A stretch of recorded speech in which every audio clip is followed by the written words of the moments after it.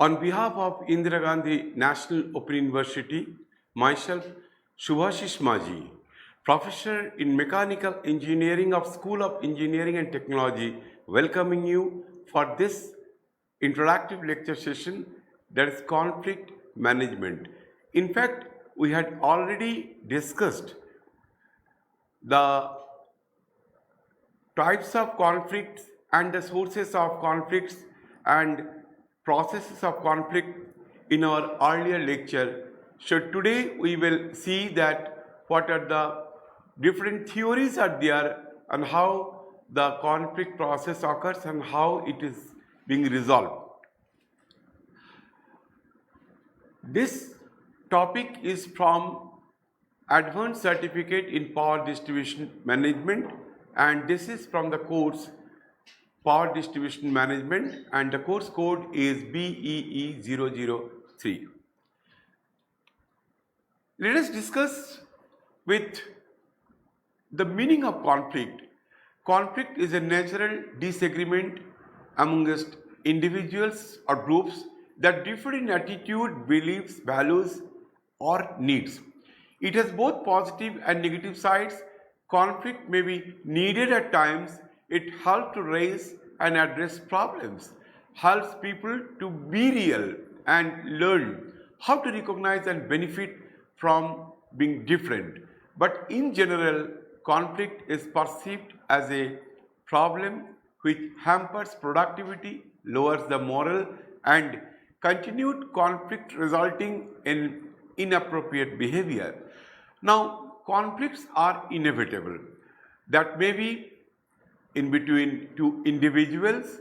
Conflicting situation may arise in between two groups or in between two departments in an organizations.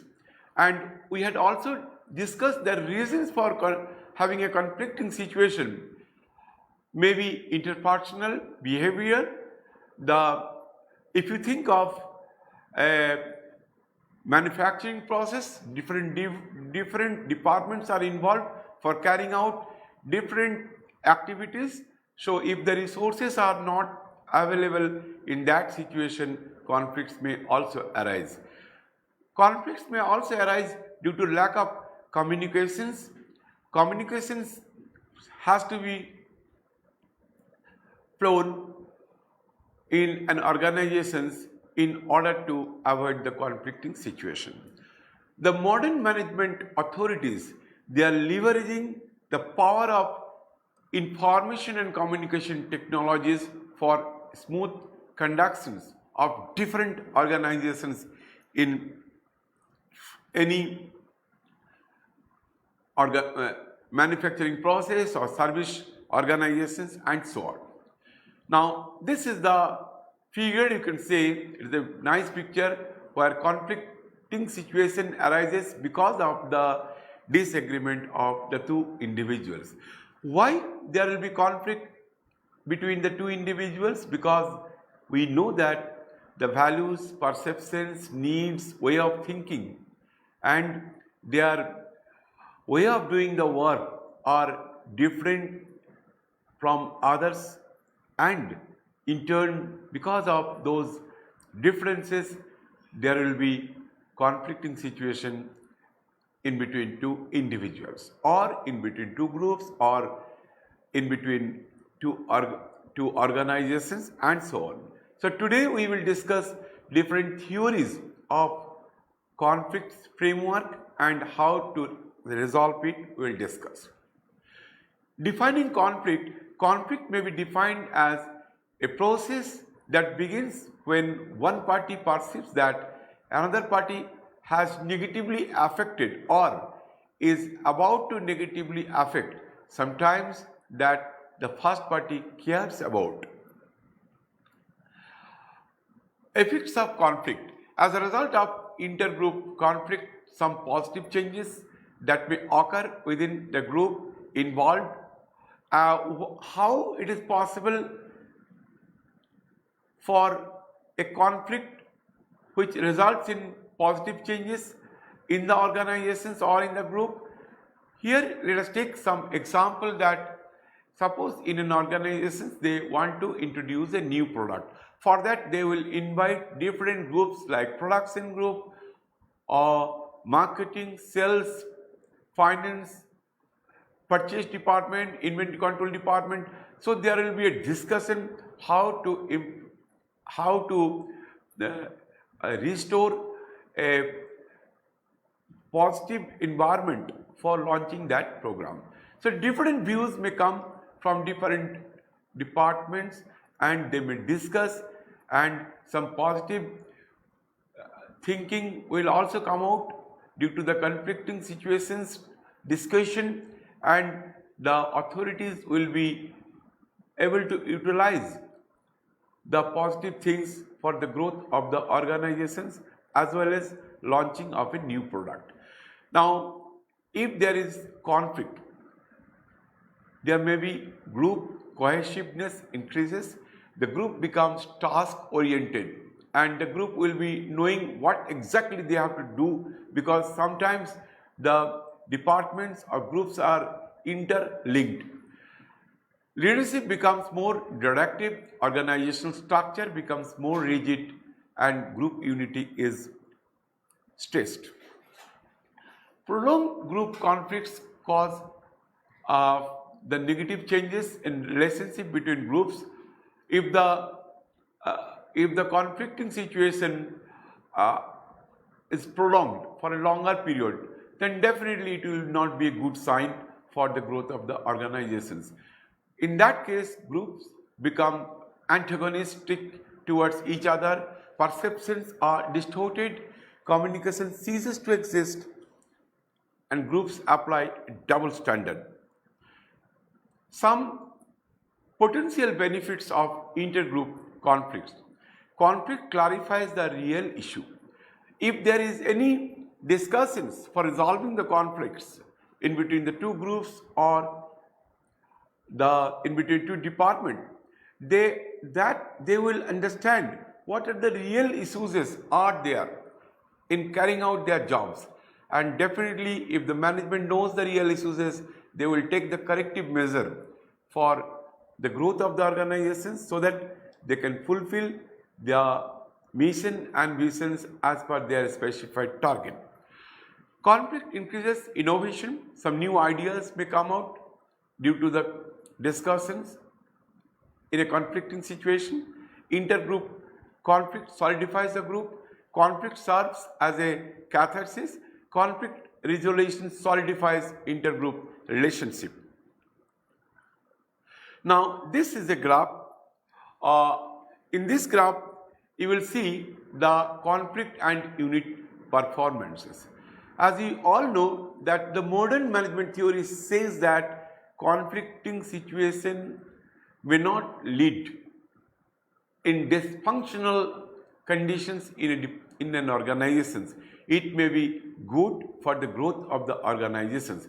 You see the graph here, the horizontal axis is shown as the level of conflict, starting from low level of conflict, and after that it leads to the high level of conflict, and the vertical axis representing unit performance from low to high. Now you see that at point A, the level of conflict is very low and the unit performance is also very low. So in that case, we are in the dysfunctional type of conflict, and it is not good for the organizations. Now you see, if the level of conflict from the point A is increasing and towards moving in the rightward directions, the unit performance increases. But you see at point B, this is the optimal conflict where the organizations can have that amount of conflict so that it will give you the maximum unit performance, and this is known as a functional type of conflict. That means conflict is helpful for the growth of the organizations, because in this case the conflicting situation may lead to some innovative ideas or some scientific ideas, scientific management for the growth of the organizations. Now, if you move towards right from the point B, you will see that if you increase the level of conflict, the unit performance reduces, and at point C, that is the maximum conflict in the organizations where the unit performance is again 0. So this graph depicts that conflict is not always detrimental for the organizations. Sometimes the conflict is required to enhance the performance of the organizations. Now, consequences of conflict. Positive consequences leads to new ideas, stimulates creativity, motivates change, promotes organizational vitality, helps individuals and groups to establish identities, serve as a safety valve to indicate problem behaviors. Some negative consequences are diverts energy from work. If the people are busy in conflicts, then definitely they will not be able to concentrate their own work. So they are diverting the energy from the work, and most of the energies are utilized for an argument in the conflicting situation. Threatens psychological well-being, waste of resources, because if the employees are busy in conflicts, or definitely they will not be able to concentrate their work, obviously productivity will decrease. Creates a negative climate. In fact, conflicting situation always creates a negative climate. They will hamper the peaceful situation in an organization, breaks down group cohesion, because if there is conflicts among the members in a group, definitely it will break down the group cohesion, increases hostility and aggression. See, this diagram clearly explains about the conflict process. Now, the conflict process, how it starts from antecedent conditions, and these antecedent conditions means the previous conditions in an organizations, and this condition is not the conflicting situation conditions, but the onset of conflicting situation may arise from the antecedent conditions only. That is known as the stage 1, that is potential antagonism. And as you all know that there are reasons for having conflicting situations, like if there is a lack of resources, there is a lack of communications, if there is lack of leadership quality, definitely that are the reasons for arising conflicting situation.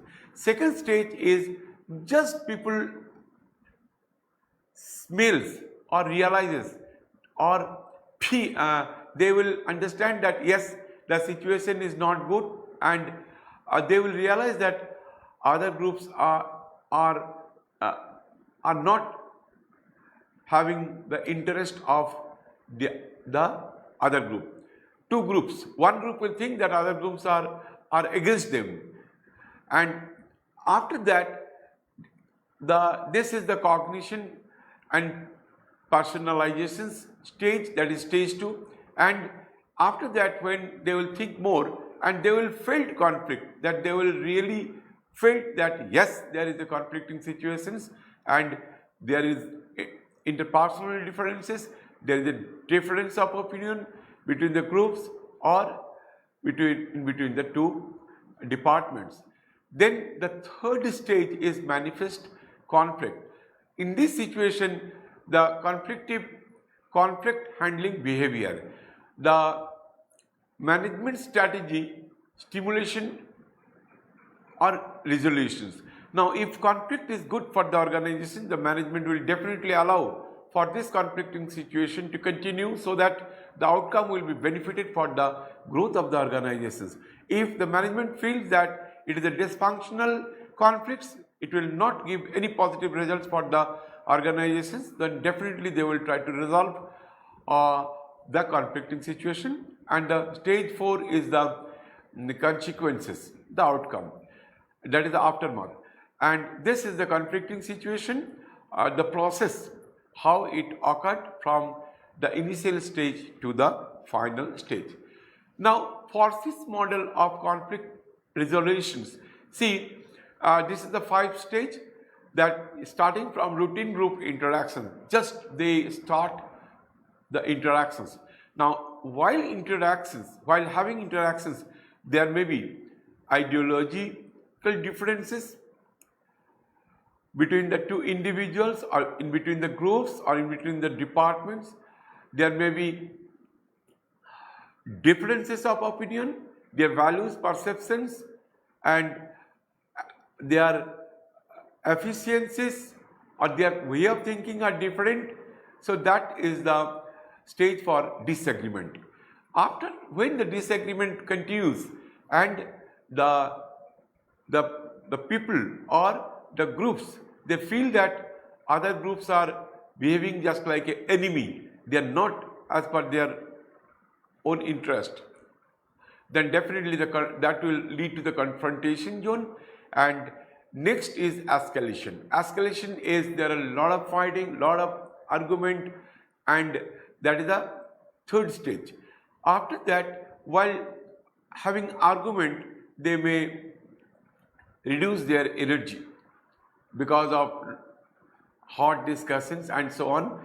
Then there will be de-escalation stage, and at the de-escalation stage, the groups will argue in a reasonable way. They may think that if they come to a resolution solutions, then definitely that will be good for the organizations. So they will see that the conflicting situation should be removed.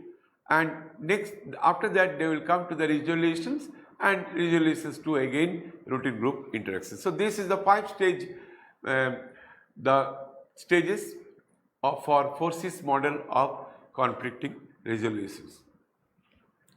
Conflict management, it plays a very important role in any organizations. As we have already discussed, that some conflicts are beneficial for the organizations. These are known as functional conflicts. Of course, the conflicts may be detrimental for the growth of the organizations. Definitely, we have to see that those conflicts are to be removed at the earliest. There are several conflict management frameworks available, but we will discuss 3 very important conflict management theories. One is Thomas Kilmann's framework, second one is Parikh's framework, and third one is contingency framework. First, let us discuss about the Thomas Kilmann framework. Thomas Kilmann framework. In this framework, the primary conflict management tactics are identified into 2 dimensions: cooperativeness and assertiveness. Now, what is cooperativeness? The cooperativeness means the group or individual, they will try to help others, sacrificing their own self. And assertiveness is the behavior of the group or individual where they will only think of themselves. So these are the 2 dimensions. And see, there are 5 conflict management tactics. One is competing, means people are assertive and uncooperative. Collaborating, that is assertive and cooperative. So this mode, collaborating mode, is a win-win situation. Avoiding means unassertive and uncooperative, means if there are people or in a group or are not concerned about themselves as well as they are not cooperating with others, so they will simply come into this zone, that is avoiding. And accommodating means unassertive and cooperative. So people are not thinking about themselves, but they will help others. And compromising is a mid-range of both assertive and cooperative. Means people will be partially they will think of themselves and partially they will think of others. Now all this cooperativeness and assertiveness, the 5 conflict management tactics, we will understand clearly with the help of a diagram. Now in this case, there is a dimensions of conflict management, this Thomas framework. So you see that horizontal axis representing cooperativeness. Cooperativeness means people will be thinking of cooperating others, sacrificing their own self, and the vertical axis represents the assertiveness. That means the groups will be more thinking about their own self. So the avoiding this point here depicts that there is less cooperativeness and less assertiveness, because here cooperativeness starts from low and increases up to high. Same thing for assertiveness, starts from low and ends to high. So the avoiding zone, here you see that this point is less cooperativeness and less assertiveness, and this is known as the avoiding. Now accommodating, that means people are more cooperative but less thinking of themselves, and they are more cooperative and less assertive. So that is the next point of, that is accommodating zone. And competing, that people are more thinking about themselves but less cooperative. So that is the compete, and this is the nature who are self-centered but not thinking of others. But the collaborative zone, that is the people are more cooperativeness and more assertiveness. They will be thinking of themselves and also thinking of the others, and that is the best way of conflict management. And you just see the midpoint, that is compromising state, that is people are in the mid-range of cooperativeness and mid-range of assertiveness. Now let us discuss about the next model, that is Parikh's framework. This framework proposes 8 styles of conflict management based on 2 modes, avoidance modes and approach modes. Now avoidance mode, that is avoiding or postponing conflict. That means they are not interested for resolving the conflict. There will be no result from this conflicting situation. Second one is approach mode, that is aggressive and confrontationist conflict. Now we will see the diagram, then it will be more clear for understanding the Parikh's framework. Avoidance mode, that there are 4 main avoiding styles, that is resignation, withdrawal, diffusion, appeasement. But for all these modes, ends results is no solution for this conflicting situation. Resignation means this is the extreme avoidance mode with a sense of helplessness, because here we see that there is in-group, there is out-group, and in-group thinks that out-groups are against their interest.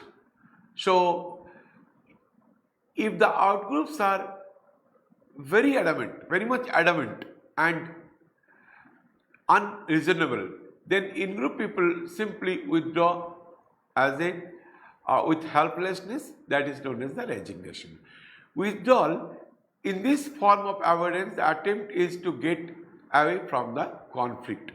That means people will simply say that let us withdraw because the outgroups are unreasonable. And diffusion, the main objective of this mode is to buy time for dealing with a conflict. If there is any conflicting situation, the in-group may think that, okay, we will discuss this conflicting situation later on.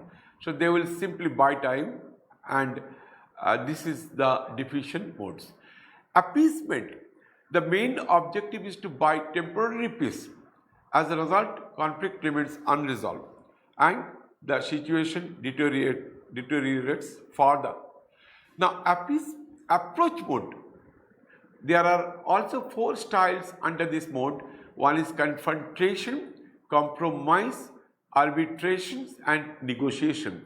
See, there are 2 groups, one is in-group and another one is out-group. So, in-group feels that out-groups are against them.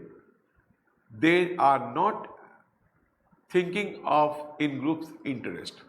Now, confrontation is fighting on the issue to get a solution. Now, if there is a conflicting situation, an in-group will fight with proper argument to come out with a solution. Compromise. This is the process of sharing the gain without resolving the conflict. Means if the out-group is reasonable, they would like to discuss for sorting out the conflicting situation, then in-group and out-group can solve with the compromising modes. Arbitrations, in this case the third party intervention may be sought to assess the conflicting situation. If the out-group is interested they are reasonable and interested for a solution, then there may be in that case a third party may come into the conflicting situations, and they are intervening for a reasonable solutions. That is the arbitrations and negotiation, and the most satisfactory solution can emerge through negotiations. Means both in-groups and out-groups will discuss the matter, everybody will listen to others and come out to a negotiation modes. That is the best solutions for resolutions of a conflicting situation. Now you see that this is the diagram for a Parekh's frame. In the avoidance mode, the 4 avoidance modes we have already discussed: resignations, appeasement, withdrawal, diffusion, and approach mode, that is confrontation, compromise, arbitrations, and negotiations. And in avoidance mode, there is no solution for any conflicting situation, but approach mode, yes, there is a solution to overcome the conflicting situation. Now there is third model, we call it contingency framework. This framework for conflict management proposes 3 main strategies. One is collaborations, second one is bargaining, and third is power play.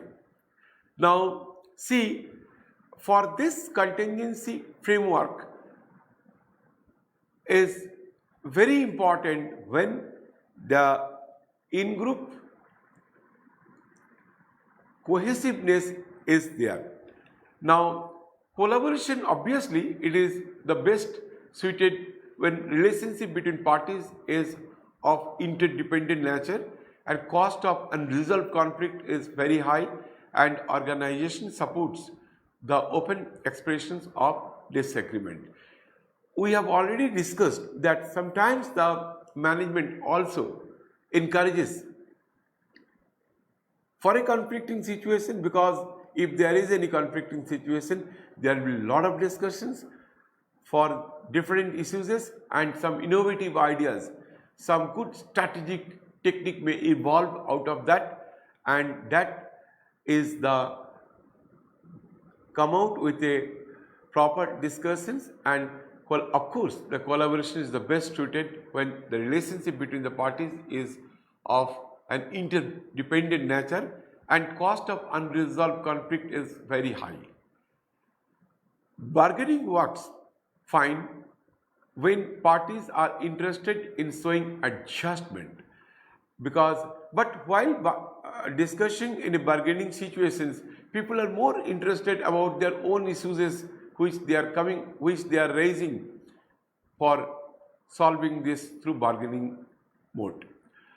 and the conflicting situation actually continues in the bargaining, while bargaining.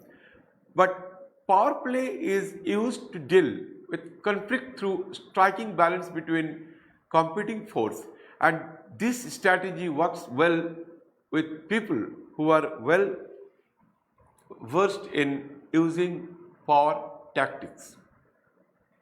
See, contingency mode can be explained with the help of a diagram. So please look at this diagram.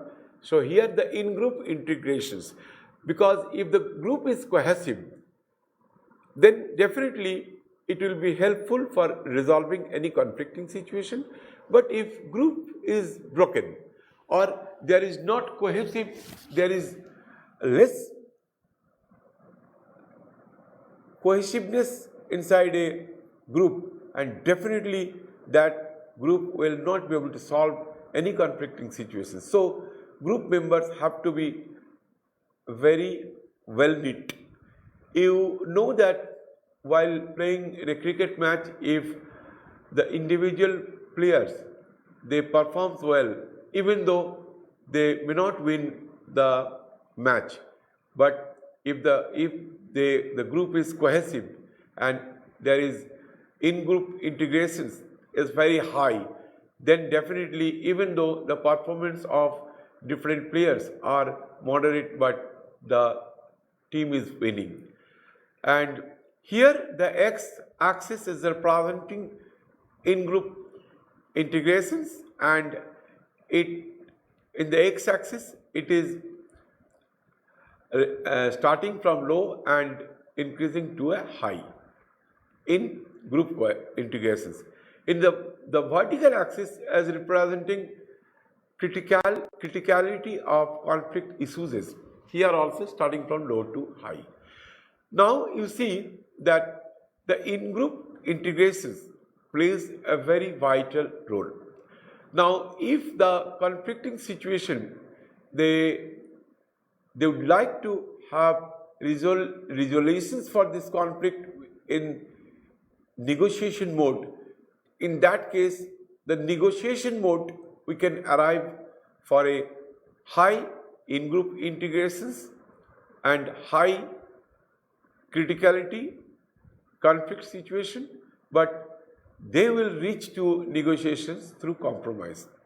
But even though if the in-group integrations is not high, it is just at the middle of low and high, that is average in-group integrations, even though we can reach to the negotiation mode through compromise and through arbitrations. That means we have to request a third party management experts for conflict resolutions, and the third party arbitrations is required for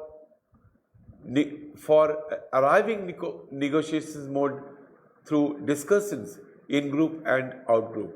But you see that when the in group integrations is very low and the criticality of conflict issues is also very low, that will lead to resignations or appeasement or fight. So this is the contingency framework, and we discussed contingency, a model of conflict management.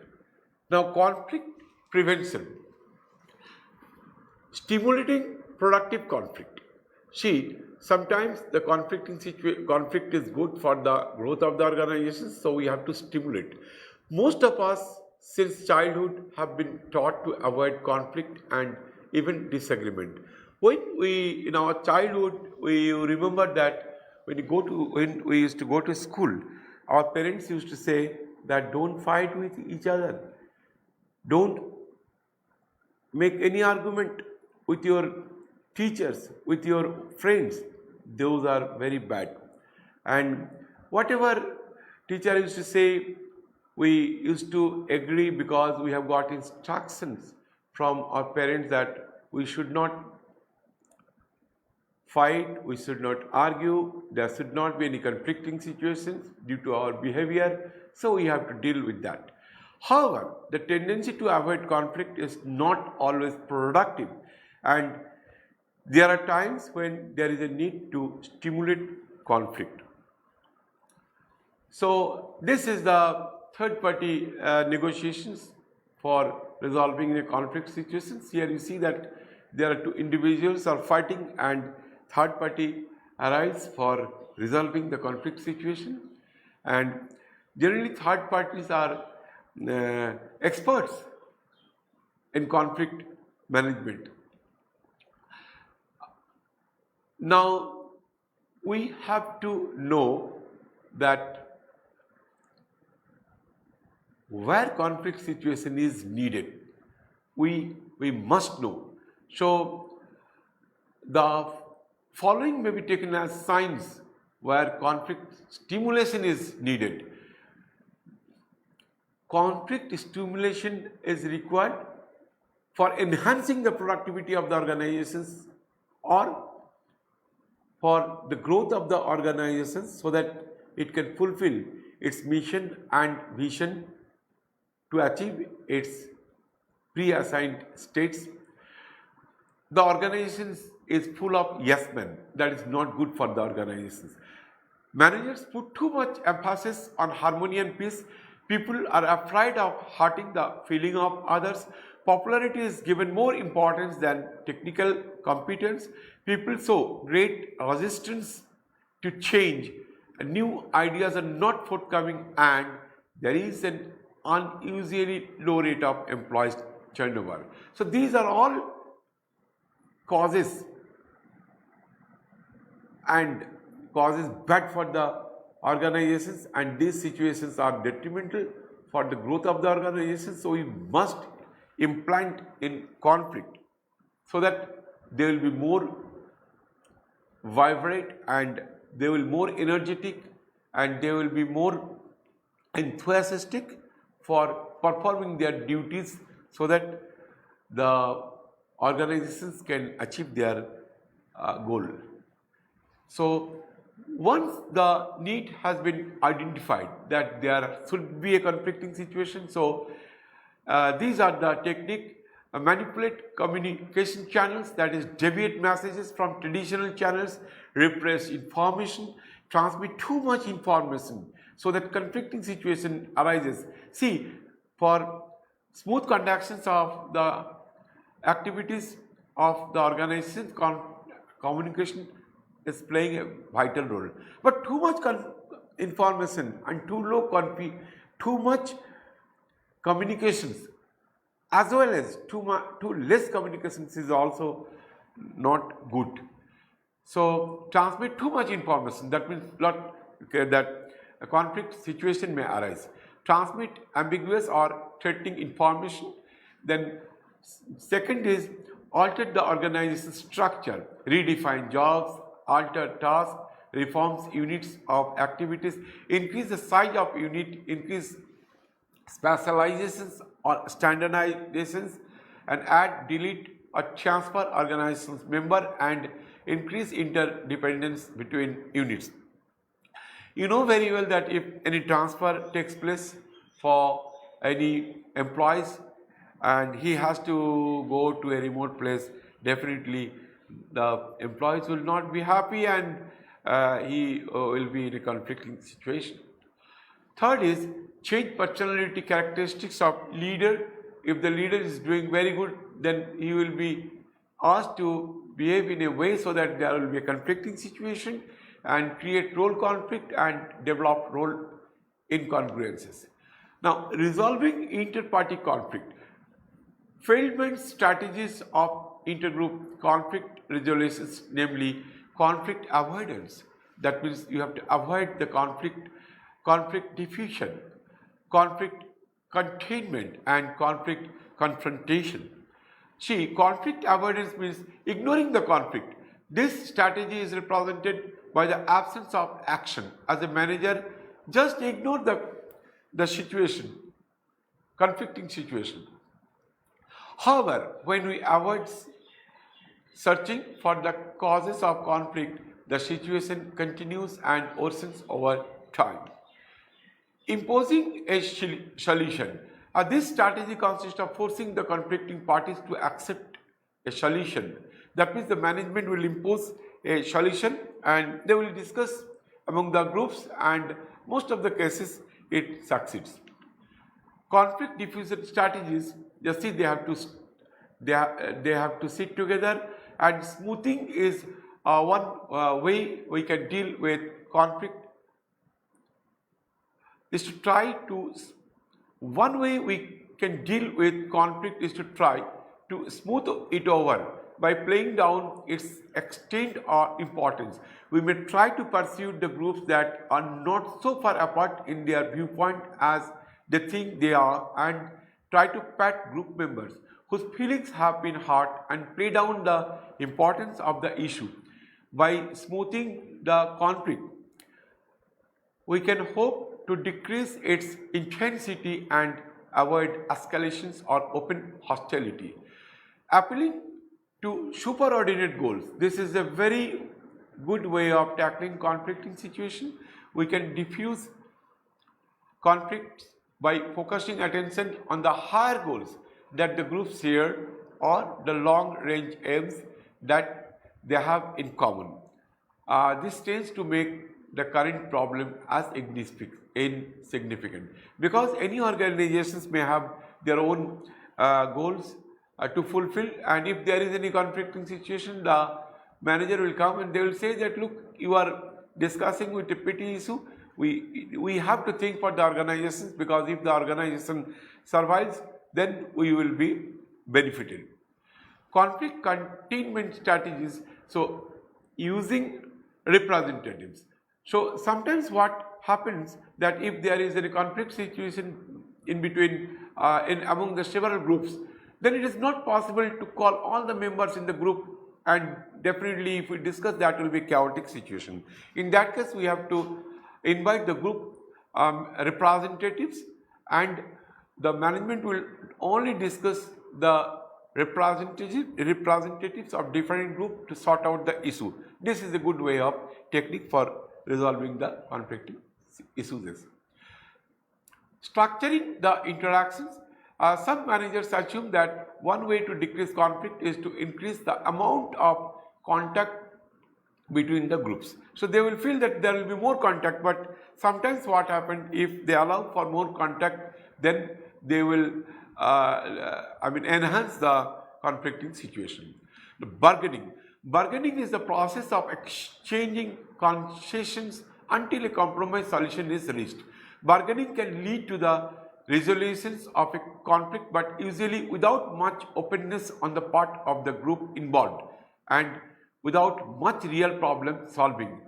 Typically in bargaining, each side begins by demanding more than it really expects to get. Both sides realizes that concessions will be necessary in order to reach a solution, but neither side wants to make the first move because it may be perceived as a sign of weakness. So in bargaining situation, both the groups will bargain for a higher ups. It is just like a selling of a short piece by a cloth seller. So if you go to any cloth market and if you ask that I want to purchase that particular shirt, they will say that it is 800 rupees. Then you will say that no, I'll pay only 600 rupees. Then the cloth merchant will say, okay, please keep us, please pay. We must pay the respects for both of us. So we are charging for 800 rupees, but you are 600 rupees. You are telling that you will give only 600 rupees. So let us come down to a middle path. So please give 700 rupees, and that is below that I cannot sell. Then the customers will also be happy because he has reduced 100 rupees. But the seller is very intelligent because he wanted to sell this particular shirt at a price of 700 rupees. That's why he initially tells the customer that its cost is 800 rupees, because he knows that there has to be a bargaining, and ultimately the price will come down from 800 to 700 rupees. So that is the way of bargaining process. Now conflict confrontation strategy is the problem solving. So this is the best way of solving a conflict situation. That problem solving is an attempt to find a solution that reconciles or integrates the needs of both parties who work together to define the problem and to identify mutually satisfactory solution. In problem solving, there is open expressions of feelings as well as exchange of task related information. Suppose there are two departments, one is production department, another one is say maintenance department, and the production department wants that maintenance department must perform their jobs so that their machines will be always in operation in order to maintain their production process. But if there is a problem solving way of resolving conflicts, so they will put together, and if there is less persons in the production department, then maintenance department may agree that for sharing some of their employees for working in the production department. And if the maintenance department says that how it is possible for us to perform the preventive maintenance work for your large department, we need more people, then that production department manager may say, okay, you do it, we will provide some more employees, workers to perform your maintenance job. So in that way the problem can be solved through problem solving mode, and this is a good way of tackling any conflicting situations. So organizational redesigning or restructuring an organization can be an effective intergroup conflict resolution strategy. This is especially true when the sources of conflict result from the coordination of work among different departments or divisions. See, sometimes what is happening that the jobs are assigned to the workers from the top management, but manager is not capable of assigning jobs to the different workers. So if there is a restructuring for the organizational structure, and under that manager, two assistant managers are also provided or included in that new organizational structure after redesigning. So definitely the manager will be happy that he will be getting two more assistants for assigning the jobs for the different workers. In that way the organization's performance can be improved. Now, preventing conflict is a proactive approach. You see that why effective conflict resolution is important in the workplace. Prevention means anticipating potential causes of conflict and taking quick actions to turn them into positive forces for better understanding and cooperation. See, preventive maintenance, we all know that if we apply preventive maintenance for machines maintenance, and definitely that is a periodic maintenance. If while maintenance work, then if there is any unwanted noise or any parts are damaged, so it will be changed before while performing the preventive maintenance work. And while if we perform preventive maintenance, then all the machines which are in use for the production department will be always available, and there will be no disruptions of production, there will be no downtime for any machines while working in the production department. Now see, two strategies for preventions of conflicts, that is the participative decision making and collaborative and team building. So participative decision making is in which everyone in a group may be involved to reduce conflict, and the solution reached through participative decision making may be more acceptable and pragmatic. And there is a collaboration and team building. This we have already discussed, that this is the best way of resolving conflicts. And collaborating and team building, which helps to change the potential causes of conflict into positive cooperation factors. The main emphasis should be on identifying common goals, recognizing each other's strengths and planning strategies for achieving these goals by working together. Now let us summarize our discussions quickly. We discussed about the conflicts, we discussed about the effects of conflicts, conflict processes and conflict management. We discussed 3 conflicts management, starting with Thomas Kilmann framework, Parik's framework and continuous frameworks, and lastly we discussed conflicts management, conflicts prevention. So here we complete our discussions on conflict management, and this is the part 2 because we have already discussed part 1 in our earlier classes. Thank you very much. If you have any questions, you can ask those questions through email and my WhatsApp number. Thank you very much.